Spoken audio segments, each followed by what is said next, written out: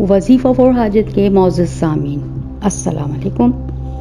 उम्मीद है और दुआ है कि आप जहाँ कहीं भी हों खैरियत से हों और खुश खुर्रम। एक बार इमाम हसन अलैहिस्सलाम के पास एक शख्स आया। उसने कहा, या फर्जंद रसूल अल्लाह, मैं बे औलाद हूँ, मेरी कोई औलाद नहीं है, मेरी नस्ल कैसे आगे बढ़ेगी?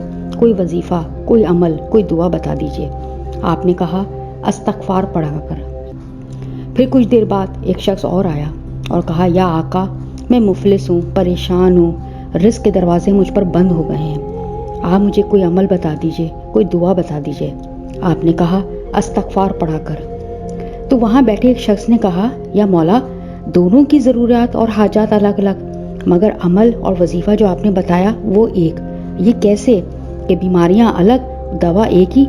तो आपने कहा कि सूरह नूह में तूने नहीं पढ़ा कि खुदा क्या कह रहा है? तर्जुमा, फिर तुम अपने खुदा से अस्तगफार करो, वो तुम्हारे माल व दौलत और औलाद के साथ मदद फरमाएगा।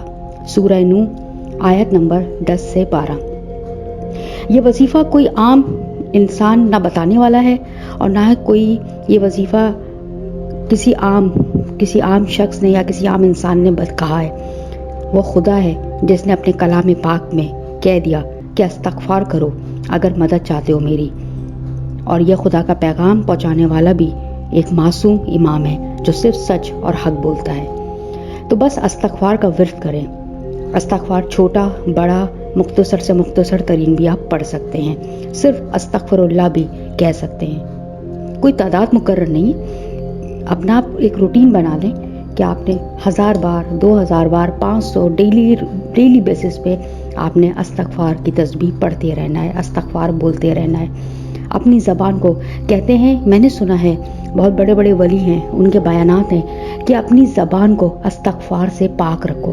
यानी कि हर एक जिस्म के हर हिस्से का वज़ू है, ज़बान का वज़ू क्या है? अस्तगफार है, ज़िक्र इलाही है, खुदा की नेमतों का शुक्र अदा करना है। तो अपनी ज़बान को अस्तगफार से पाक करो। हमारी दुआएं कबूल क्यों नहीं होती हैं? क्योंकि हम इसी ज़बान से बेपनाह गुनाह करते हैं, खुदा की मखलूक को नाराज़ करते हैं, उसका दिल दुखाते हैं। तो इस ज़बान से फिर हम किस तरह से, खुद बताइए, किस तरह से दुआ हमारी कबूल होगी जब हम बोलेंगे? तो पहले अपनी ज़बान को पाक करें, अपने आप को इस काबिल करें कि खुदा से जब मांगे तो शर्मिंदा ना हो। अस्तगफार का बस ये वजीफ़ा मैंने आपको जो है बता दिया है, इसको करिए। कोई इसमें वो नहीं है कि कितना पढ़ना है, जितना पढ़ना चाहें पढ़ लें। मेरा तो कभी कभार ऐसा होता है कि मैं पढ़ती हूँ तो कभी कभार मसरूफियत की वजह से 500 ही बार पढ़ पाती हूँ दिन में, और कभी कभार ऐसा होता है कि 1000, और यकीन माने कभी कभार इतना भी परवरदिगार तौफीक मुझे दे देता है कि 7-7 हज़ार दफ़ा भी पढ़ पाती हूँ।